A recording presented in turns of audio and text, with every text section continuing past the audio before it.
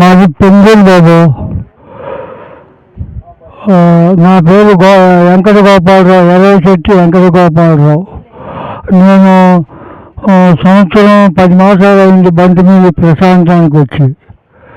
కార్తీన్ గారు అని ఆయన, నేను గుడికి వెళ్తే అక్కడ పెట్టినాను. నువ్వు పెళ్ళింటికి రా, జ్ఞానం ఉందే బాగుంటుంది అని ఉంది. జ్ఞానం ఏదో నాకు తెలియదు కదా, మనసులో అనుకున్నాను. సరే, నన్ను పట్టుపట్టి తీసుకొచ్చింది. తీసుకొచ్చిన తర్వాత ఒకరోజు కళ్ళు మూసుకొని జ్ఞానం చేశారు. అప్పుడు నాకు బుర్రకెక్కల. తర్వాత రెండో రోజున వచ్చాడు. కొద్ది పర్వాలేదు, జ్ఞానం చేయొచ్చు అని అనుకున్నాను. అప్పటి నుంచి నేను జ్ఞానానికి వస్తున్నా. నాకు ఆరోగ్యం బాగానే ఉంటుంది, దీనివల్ల చెప్పలేం లేదు. మరి వెంకటస్వామి గారు మరి చాలా బాగా మరి పెళ్ళింటికి నుంచి అసలు ఆయనకి అసలు అలసట కానీ ఏదీ లేదు ఆయనకి. రాత్రి పగులు కూడా ఆ విధంగా సేవ చేస్తున్నాడంటే నాకు ఆశ్చర్యంగా అయిపోతుంది. ఆయనకి తోడు రేవతి గారు కూడా అన్నదండలుగా ఉంటున్నాం. మరి మట్టుకుంటే వెంకటేశ్వరరావు గారు మరి ఈయనకి మన వెంకటస్వామి గారికి మరి చేదోడు వాదోడుగా ఉంది. అసలు ఆయన్ని లాక్కుపోతాడు, వెంకటేశ్వరం లాక్కుపోతే నవ్వుతూ వెళ్ళిపోతాడు, తోసుకుపోతాడు.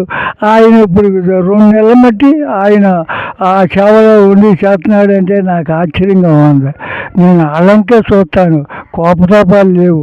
మరి ఎట్టా లాగుతున్నారో మరి మహానుభావుడు వెంకటస్వామి గారు, ఆయనకి తోడు మరి రేవతి గారు, మరి మట్టుకుంటి వెంకటేశ్వరరావు గారు అసలు 2 నెలల మట్టి ఇక్కడ సేవ చేస్తున్నాడంటే నేను ఆశ్చర్యపోతున్నాను. మరి పిల్ల జల్ల ఉండి రాత్రిపూట కూడా వెళ్తాను. సో మీరు ర్యాలీస్లో కానీ భిక్షాటన చేసినప్పుడు కానీ మీకు ఎలా అనిపించింది? భిక్షాటనకి వెళ్ళాను, నేను పెద్ద మెట్లు ఎక్కాను. నాకు ఆలోచన లేదు, బాగానే ఉంది. ఇంటికి వచ్చినాక కూడంతా అమ్మ అన్న మళ్ళీ మామూలే అంత వెళ్ళేవాడిని. క్యాన్వాస్కి వెళ్ళేవాడిని, అన్నిటికీ వెళ్ళేవాడిని. వాళ్ళు మహానుభావుడు ఈ మన వెంకటస్వామి గారు చాలా బాగా, అబ్బో నాకు ఎప్పుడూ ఆ రేవతి గారు, ఈ మట్టుకోండి వెంకటేశ్వరరావు గారు నాకు ఎప్పుడూ కూడా నాకు మనసులో ఉంటారు. అంత సేవ చేస్తున్నారు, ఎట్లా చేస్తున్నారా, అలసట లేదు రాత్రి పగులు కూడా. మరి ఇంతకాలం ధ్యానం చేస్తున్నారు కదా, ముందు మీరు ఎలా ఉండేవారు? ధ్యానం తర్వాత మీరు ఏదన్నా ఎలా ఉంది మీ మనసు, అది మీ ఆరోగ్యం? ధ్యానం చేసేటప్పుడు అప్పుడు నాకు సంతానం బాగుంది. 7 పిల్లలు, 7 సంతానం, పెళ్ళిళ్ళు మంచి చెడ్డ చేసేవారికి జ్ఞానం ఏంటో ఇదేంటో నాకు తెలియదు.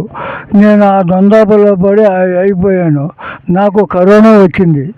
కరోనా వస్తే అప్పుడు నాకు భగవంతుడి దయ వల్ల తగ్గిపోయింది. నేను ప్రశాంతానికి బంటిమిల్లి వచ్చాను.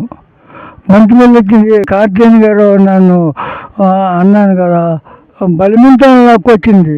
ఏంటా కళ్ళు మూసుకుంటూ ఏంటే 2 7 5 అటు 5 10 ఏళ్ళు కలుపుతూ ఏంటే కాలు మీద కాలు వేసుకుంటూ ఏంటే అని నాకు ఆశ్చర్యం. తర్వాత దీంట్లో ఉన్న విధానం ఇదా, మంచి శక్తి ఉంది ఇందులో అని నేను కూడా 10 మందికి చెప్పటం చేయటం నేను చేస్తున్నాను.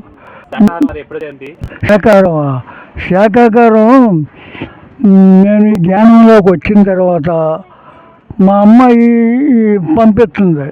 నేను మాంసం తినవద్దు, శాకాహారం తినండి అనేది నేను జెండా ఇచ్చుకుని వాళ్ళంపటి తిరిగా.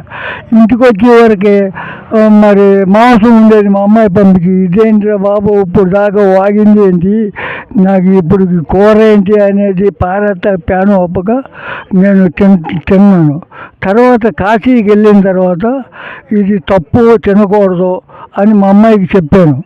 అమ్మ నేను కాశీకి వెళ్ళి వచ్చాను, నేను తప్పు చేస్తున్నాను, పంపించామంటే పారేస్తా, ఇక అందులో అనుమానం లేదు అంటే ఆమె మానేసింది, ఈ శాకాహారమే పంపిస్తుంది. మా అమ్మాయిలు అందరికి కూడా నేను మీరు మాంసాలు తినవద్దు, మరి శాకాహారం దీంట్లో ఆరోగ్యం ఉంది అని నేను చెప్తున్నాను. ఇంటే ఏనుండే లేకపోతే లేదు, మీ మంచికి చెప్తున్నాను అని నేను చెప్పుకుంటూ పోతున్నాను. మరి కాశీ వెళ్ళారు కదా, పెద్ద పెద్ద ర్యాలీలు చేశారు కదా, ఎలా అనిపించింది కాశీలో ర్యాలీ చేసినప్పుడు, శాకాహార ర్యాలీ చేసినప్పుడు? కాశీలో బ్రహ్మాండంగా ఉంది. చేయాలంటే నడవాలి. నేను చెప్పు లేకుండా నడిచాను. అందరికీ వెంకటేశ్వరరావు గారికి, రేవతి గారికి అందరికీ తెలుసు చెప్పు లేకుండా నడవాలని. ఉన్నన్నాళ్ళు ఉండి ఇంటికి వచ్చినా కూడా చెప్పు 10 రోజుల దాకా వేయలేదు. నేను చిన్న ఉండాలి కాశీలో. ఆ ముళ్ళు కానీ రాళ్ళు కానీ ఏదేమైనా సరే వేసుకెళ్ళాను. విజయవాడలో చెప్పు జారిపోయింది. ఇది కూడా వేసాను. నేను చెప్పకూడదు అనుకున్నాను, చెప్పేసుకోవాలా. ఇంటికి వచ్చే వరకు కూడా ఇంటికి వచ్చినాక 10-15 రోజులు వేసుకోలేదు. చెప్పు అలవాటు నాకు తక్కువ. చాలా బాగున్నాయండి మీ అనుభవాలు. ఇంకా ధ్యానంలో కూర్చున్నప్పుడు ఏదైనా మీకు మంచి మీ అనుభవాలు ఉంటే షేర్ చేసుకోండి మాతోటి. ధ్యానంలోకి వచ్చినాక మంచి శక్తి వచ్చిందండి, మంచి బలం ఉంది. మంచిగా నాకు కొన్ని సమస్యలు ఉండే ఈ ధ్యానంలో రాకముందు. తగాదాలు, గొడవలు, ఇవన్నీ కొడుకులు, కోళ్ళు, మరి కూతుళ్ళు ఇవన్నీ గొడవలుగా ఉండే. ఈ ధ్యానంలోకి వచ్చిన తర్వాత అన్నీ సరి అయిపోయినాయి. మరి నేను అనుకుంటున్నాను జ్ఞానంలోకి వచ్చిన తర్వాత 10 మాసాలకి మొత్తం కంప్లీట్ అయిపోయింది. ఇప్పుడు ఎవరి పొలాలలో ఎవరు డబ్బాళ్ళు నేను పనిచేసా.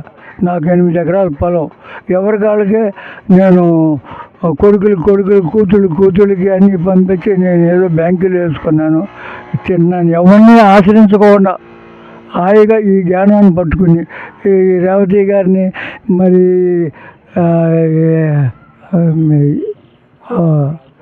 మన వెంకటస్వామి గారిని చూసి, వెంకటస్వామి గారు కూడా నాకు బాగా గౌరవిస్తారు. నాకు ఎప్పుడూ ఆయన గౌరవం బాగా.